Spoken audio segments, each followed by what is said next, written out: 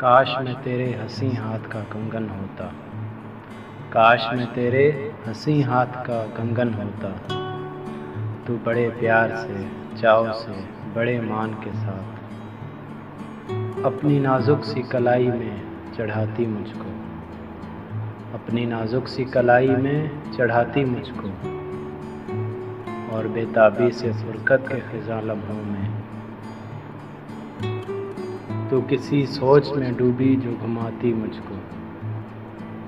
तू किसी सोच में डूबी जो घुमाती मुझको। मैं तेरे हाथ की खुशबू से महक सा जाता। जब भी कभी मूड में आकर मुझे चूमा करती। जब भी कभी मूड में आकर मुझे चूमा करती। तेरे होंठों की हिदत से मैं दहक सा जाता।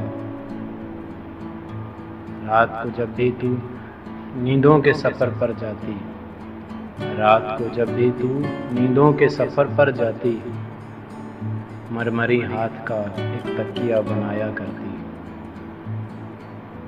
मैं तेरे कान से लगकर कई बातें करता। मैं तेरे कान से लगकर कई बातें करता। तेरी जुल्फ़ों को, तेरे गाल को चूमा करता। जब भी तू बंद कबा खोलने लगती जाना। जब भी तू बंद कबा खोलने लगती जाना।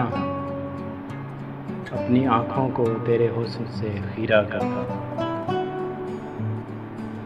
मुझको बेताब सा रखता तेरी चाहत का नशा। मुझको बेताब सा रखता तेरी चाहत का नशा। मैं तेरी रूह के गुलशन में महकता रहता।